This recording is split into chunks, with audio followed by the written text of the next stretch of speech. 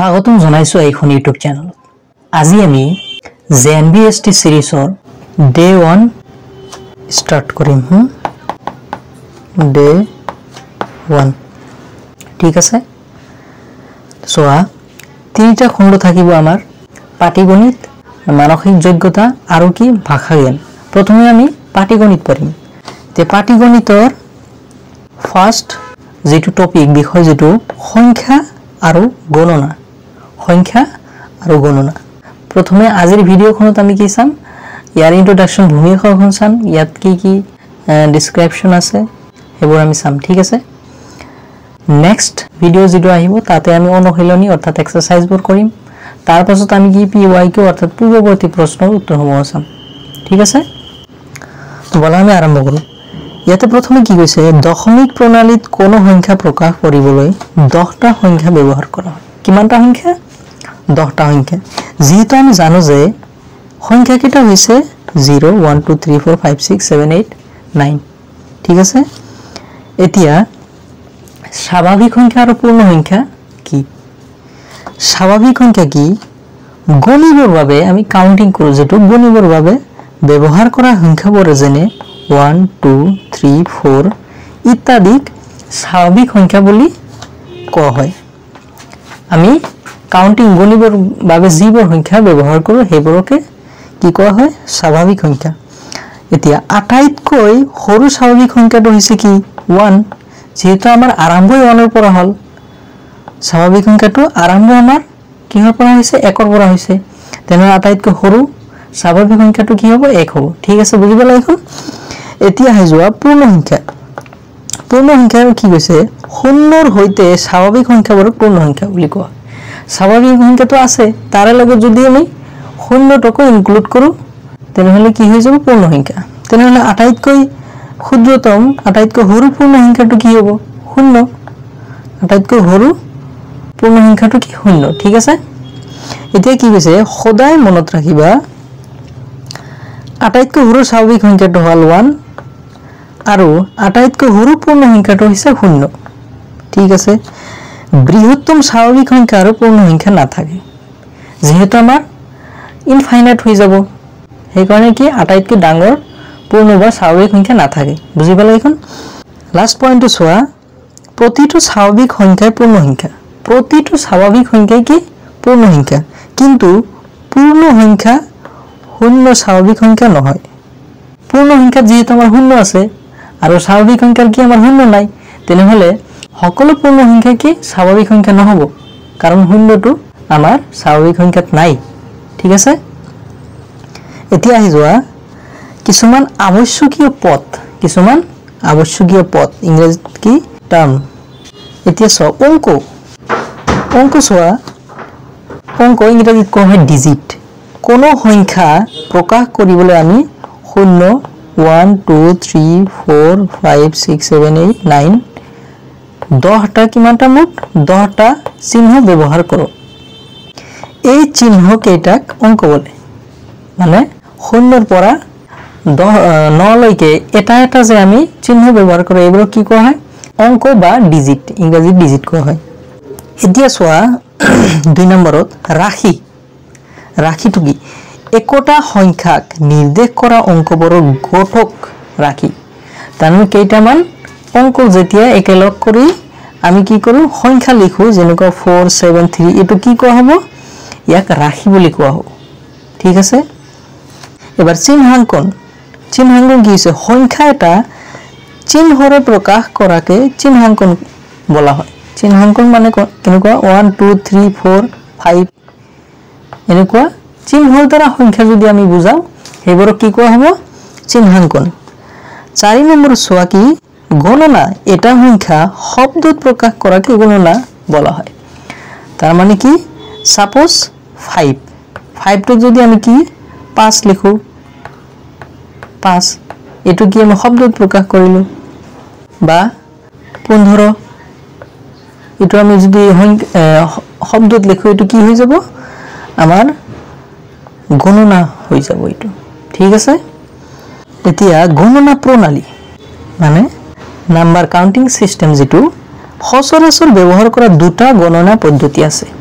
আমি জেনাৰেলি কি সাধাৰণতে দুটা গণনা পদ্ধতি ব্যৱহাৰ কৰোঁ সেই দুটা হল কি এক নম্বৰত হল ভাৰতীয় গণনা পদ্ধতি ভাৰতীয় অৰ্থাৎ ইণ্ডিয়ান সিস্টেম যেটো ভাৰতীয় গণনা পদ্ধতিত কি হয় এটো সোৱা ভাৰতীয় গণনা পদ্ধতি এককৰ হৰত কি একক দশক শতক ঠিক আছে হাজাৰত কি হাজাৰ 10000 তাৰ পাছত লাখ তাৰ মানে সোৱা প্ৰথমে আমাৰ তিনিটা ঘৰ আহিল বা তিনিটা অংক আহিব তাৰ পাছত এটা কমা আহিব তাৰ পাছত দুটা অংক আহিব তাৰ পাছত আকৌ কি আহিব কমা আহিব তাৰ পাছত দুটা আহিব মানে ভাৰতীয় সিস্টেমত কি প্ৰথমে হফালৰ পৰা প্ৰথমে কি হ'ব তিনিটা অংকৰ পাছত কমা বহিব তাৰ পাছত দুটা অংকৰ পাছত কমা বহিব এনেদৰে যাই থাকিব বাওফালে এতিয়া সোৱা একক দশক শতক হাজাৰ 10000 লাখ 10 লাখ কোটি 10 কোটি অৰব 10 অৰব 10 অৰব মানে কি হাজাৰ কৰোৰ বা হাজাৰ কোটি এটা তোমাৰ কি হল ভাৰতীয় গণনা পদ্ধতি এবাৰ সেকেন্ডটো হল আন্তৰ্জাতিক গণনা পদ্ধতি আন্তৰ্জাতিক গণনা পদ্ধতি এটো ইউটিউবে যেনেকৈ সা মিলিয়ন বিলিয়ন এইবোৰ থাকে এটো আন্তৰ্জাতিক গণনা 1k এটো আন্তৰ্জাতিক গণনা পদ্ধতি ইয়াত সোৱা একক দশক শতক ঠিক আছে হাজাৰ 10000 100000 এটো সোৱা একক ইয়াতে তিনিটা ডিজিট আহি যাব তিনিটা অংক আহি যাব তাৰ পাছত হাজাৰত সোৱা ইয়াতে 1000 10000 100000 ইয়াতে তিনিটা আহিব মানে কি আমাৰ আন্তৰ্জাতিক সিস্টেমত কি তিনিটা ডিজিট পাছত কমা হয় হফালৰ পৰা কি তিনিটা ডিজিট পাছত কমা আহিব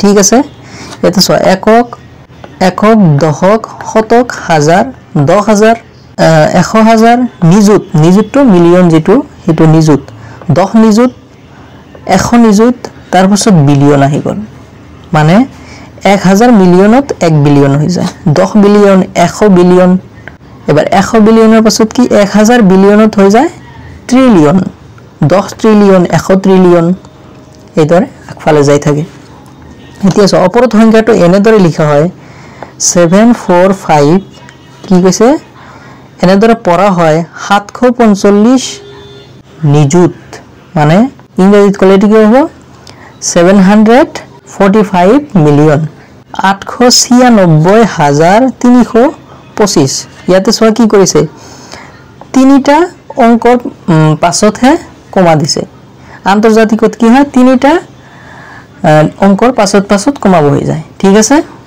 এতিয়া সোৱা অনুজ আৰু কি পূৰ্ববৰ্তী সংখ্যা দুটা একেবাৰে সহজ অনুজ হল কি এটা সংখ্যাৰ অনুজ নিৰ্ণয় কৰিবলৈ হলে আমি কি কৰিম সংখ্যাটোৰ লগত 1 যোগ কৰিম ঠিক আছে ধৰা 5 যদি আমি খুদু যে 5ৰ অনুজ কি তেনেহলে কি কৰিম 1 যোগ কৰিম ইকুৱেল টু 6 হৈ যাব আমাৰ তেনেহলে শৰ্টটো কি হ'ব 5ৰ অনুজ হ'ব ঠিক আছে এতিয়া যদি 100 দিও যে 100ৰ অনুজ কি তেনেহলে 100ৰ লগত আমি কি কৰিম 1 যোগ দিম 100 1 হ'ব অনুজটো